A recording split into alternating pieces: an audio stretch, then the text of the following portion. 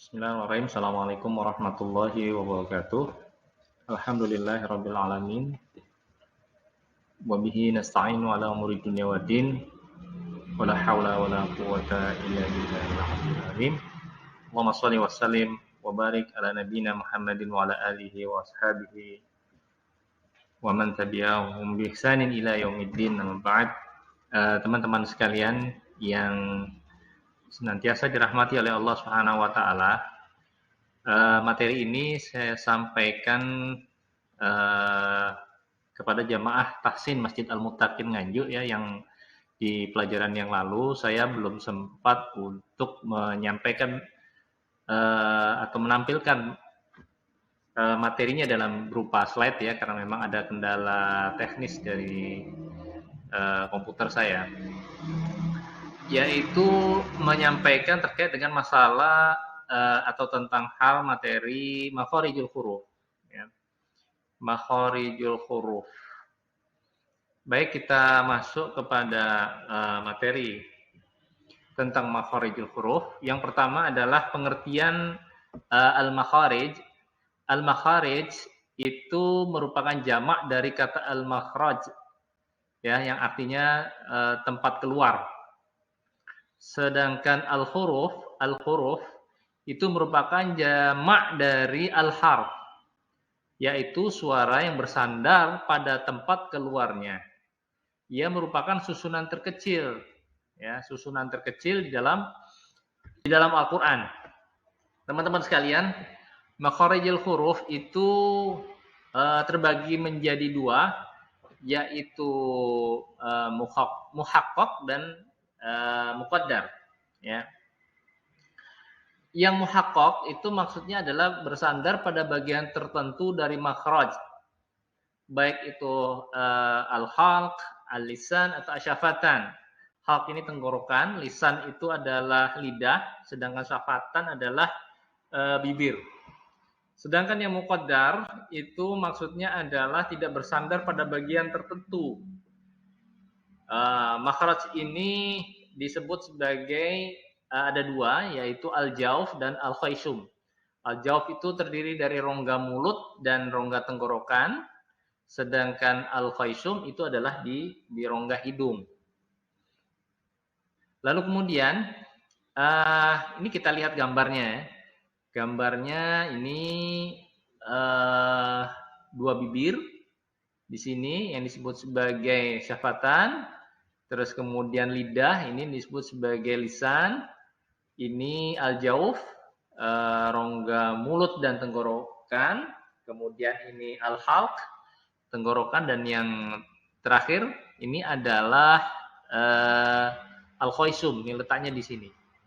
Ini kita lihat lidah nih, bentuk lidahnya itu seperti ini nih. Jadi lidah itu sebetulnya tidak seperti satu lembar satu lembar daging begitu ya, tapi secara keseluruhan seperti ini. Nah, jadi nanti kita akan memahami makhraj huruf yang terkait dengan masalah lisan ya, makhraj lisan ini banyak sekali yang ada di sini.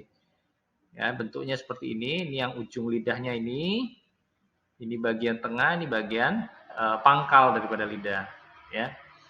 Jadi seperti itu. Nah, ini adalah rongganya. Rongga daripada mulut. Nah, di sini sebagai rongga daripada tenggorokan. Nah, yang ada di sini. Ya. Baik, selanjutnya ini penampang dari bawah, dilihat dari bawah ya. Ini ada awal langit-langit, di sini ada ujung gusi ya. Ini adalah yang bagian kerasnya, ini bagian lunaknya, ini sini anak tekak ya. Orang Jawa tuh bilang apa istilahnya, bulu menjing atau apa ya. Gitu. Yang pokoknya yang kantil-kantil di tengah, kalau kita buka mulut itu kelihatan ada yang kantil-kantil tuh di atas ya. Lalu kemudian, nah ini kita masuk kepada makhraj al-jauf. Makhraj al-jauf ini adalah makhraj yang paling luas dan bebas. Jadi makhraj ini tidak terikat pada tempat tertentu, dan seluruh huruf hidup yang berharokat ya, maksudnya itu mesti dikeluarkan melalui al-jauf. Sehingga karenanya pembahasan dari al-jawf ini tidak akan dipisahkan dari pembahasan tentang itmamul harokat. Kesempurnaan mengucapkan huruf-huruf yang berharokat. Ya. Ada kaitannya semua itu dengan al-jawf. Dan juga nanti termasuk di dalamnya adalah tentang bentuk-bentuk daripada bibir. Contohnya seperti misalnya huruf-huruf yang berharokat fathah misalnya. Mulutnya harus seperti apa, terus kemudian yang berharokat kasroh, itu rahang harus ditarik ya, ditarik ke bawah, terus kemudian untuk yang berharokat dhamma itu harus maju ke depan ya, mencucu istilahnya bahasa Jawa. Sedangkan untuk yang berharokat fathah itu bukan sebagaimana bunyi daripada huruf A di dalam alfabet bahasa Indonesia. Jadi A gitu ya, A kita jadi membacanya ba gitu, bukan. Tapi tengah-tengah antara itu ya, antara alfabet Indonesia A itu dengan yang imalah yang seperti E ya, seperti E begitu. Jadi A, ba, ta, alhamdu. Jadi bukan alhamdu yang seperti imalah atau misalnya yang fathah yang A, alhamdu itu juga bukan. Jadi pertengahan antara itu. Alhamdu, a ya, seperti itu. Terus kemudian kita perhatikan juga di dalam al-jawf itu adalah bunyi daripada yang kaitannya dengan huruf kasroh, harokat kasroh. Itu rahang bawah agak ditarik sehingga kita bisa mendapatkan kesempurnaan daripada huruf-huruf yang berharokat daripada kasroh.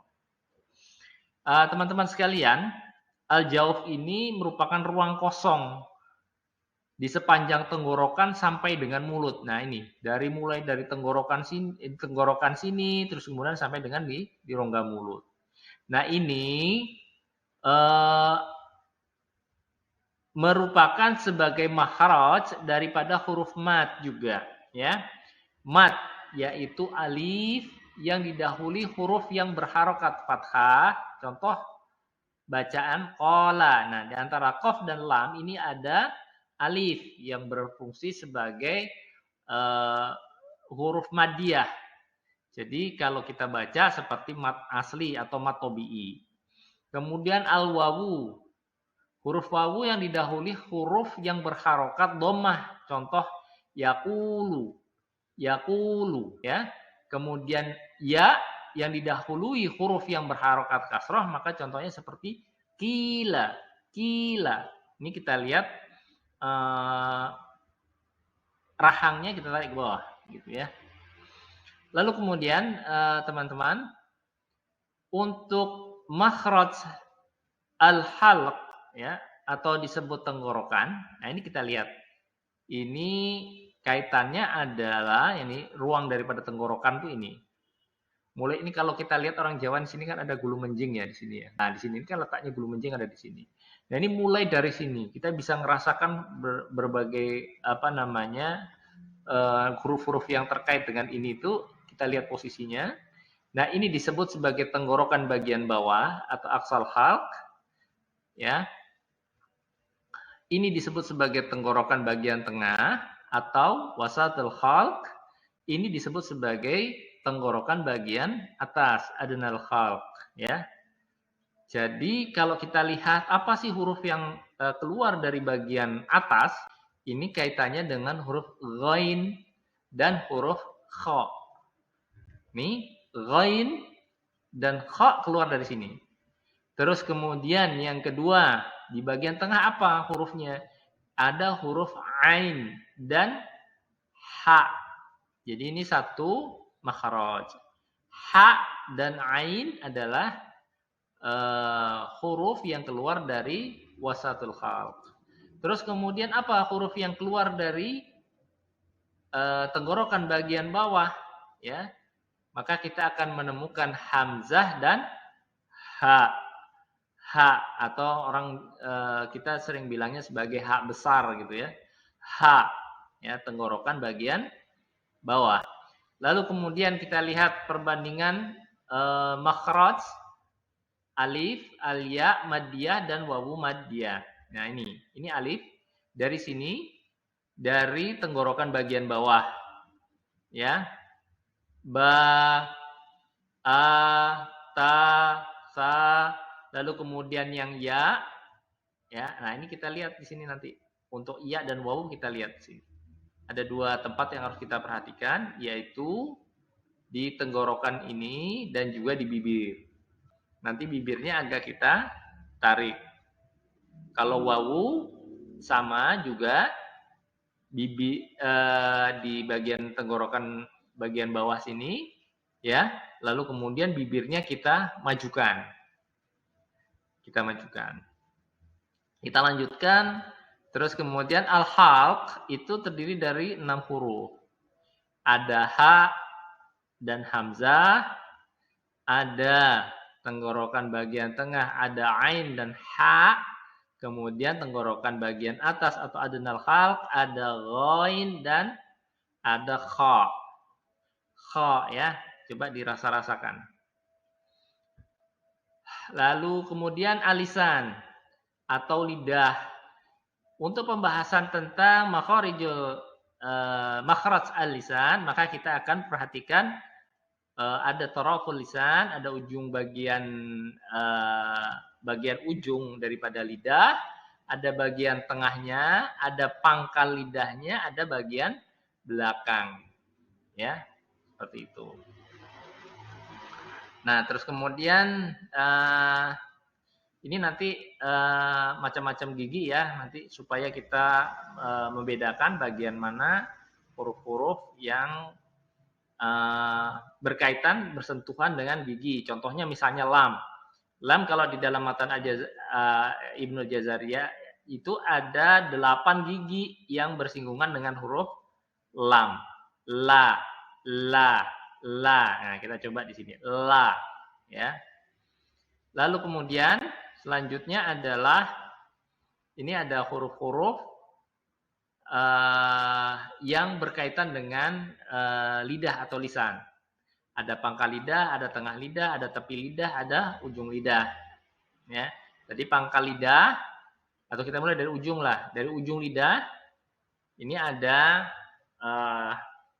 mulai dari sa, ada za, ada dha yang paling depan.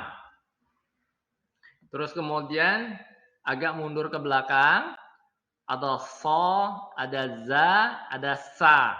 Ini agak belakangnya. Kemudian ini di ujung lidah bagian pucuk bersama dengan gigi seri atas dan bawah. Lebih dekat dengan bagian bawah. Terus kemudian agak mundur lagi ke belakang, ada ujung lidah bagian punggung bersama dengan tempat tumbuhnya gigi seri atas. Ya. Ada ra, ada ta, kemudian ada ta. Kemudian ujung lidah ada ra juga di sini. Oh ini ta, ini dal ya. Maaf. Ta, dal dan ta. Nah, tiganya ini ada satu makhraj ya. Ta, da, to. Ta, da, to. Lantas apa yang membedakan? Nanti kita akan belajar tentang makharijul huruf. Itu ada setelah makharijul huruf ada sifat-sifat huruf. Ada huruf-huruf yang berada pada satu makhraj, membedakannya adalah sifat-sifatnya. Contoh ini ada ta dan po. Apa bedanya? Kalau ta itu tidak dikolkolah, tapi ada hamas. Kalau po itu dikolkolah. Ya. Nanti kita akan belajar tentang terkait dengan sifat-sifat huruf. Kemudian ujung lidah bersama gusi seri atas sedikit lebih dalam hingga punggung lidah. Ra, ra. Nah, nanti pembahasan ra ini ada tentang ra tebal dan ra tipis. Bagaimana ini membedakannya adalah terkait dengan masalah lidah juga. Kalau ra yang tebal nanti agak kita angkat ke atas, lidahnya agak menegang, sedangkan untuk ra yang kecil ini kita agak ra yang tipis itu kita agak senyum atau tarik bagian bawah daripada rahang kita. Kemudian ujung lidah bersama dengan gusi gigi seri atas, ada nun, naninu. Kemudian di tepi lidah. Nah, sekarang kita bicara tentang tepi lidah. Bagian paling dekat makhraj huruf dot sampai akhir lidah bersama gusi, ada la, ya. Kemudian ada lo, tepi lidah bersama dengan geraham. Nah, nanti kita lihat huruf lo itu ada di gigi-gigi yang bagian mana saja. Ada gigi yang tempat yang disentuh, ada gigi yang memang di bagian sampingnya, kanan kirinya, atau salah satunya yang dipakai, itu nanti untuk mengeluarkan huruf lo atau lo gitu ya. Terus kemudian ada lagi tengah lidah. Bagian tengah lidah ada ja, ya. Ja ini tidak sama dengan huruf J seperti jajan, jenggot, ya, dalam bahasa Indonesia, ya.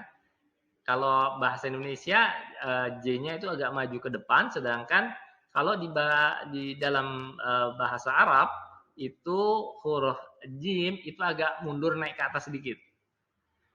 Dan juga bukan terlalu ke belakang seperti jaja gitu, bukan. Tapi pertengahan antara jaja dan huruf J di dalam alfabet bahasa Indonesia. Terus kemudian naik lagi, ini ada huruf K. Huruf kaf, ya. Huruf kaf ini pangkal lidah bersama dengan langit-langit keras. Agak lebih maju dibandingkan dengan huruf kof, kakiku. Sedangkan huruf kaf itu ada di langit-langit keras. Huruf kof itu ada di langit-langit lunak. Kita bisa merasakan di sini ya. Maaf. Oh, mana yang lunak, mana yang keras di situ. Baik. Untuk selanjutnya ini adalah kita lihat secara lebih dalam lagi ya. Kita bandingkan antara huruf kaf dan huruf qaf. Ya, huruf qaf ini letaknya di sini. Nah, sedangkan huruf kaf ini agak maju ke depan sini. Nah, ini gambarnya ada di sini. Huruf kaf, ya, kaf. Ya, kedua huruf ini disebut dengan lahawiyain karena makhrajnya dekat dengan al-ha atau anak teka. Ya, tadi gambarnya teka tadi sudah kita lihat di slide-slide sebelumnya ya.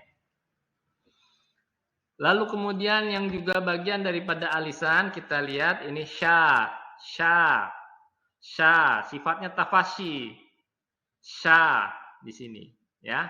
Nanti harus bisa membedakan dengan sa. Kalau sa agak maju ke sini, sedangkan sya ya, ini ada di bagian depan sini, di langit-langit bagian depan.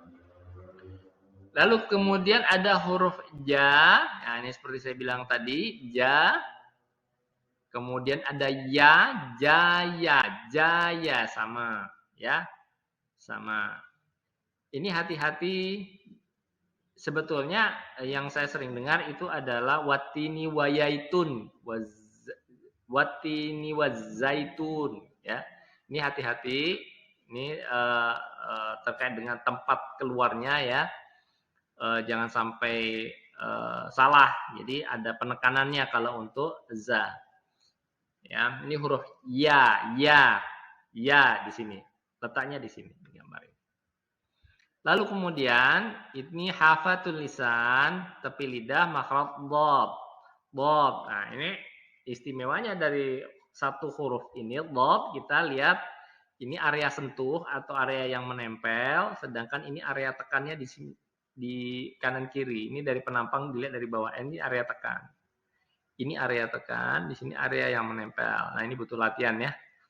Do gitu. Terus kemudian huruf lam. Nah, ini ada 4 gigi, ada yang bilang 8, ada yang bilang 4.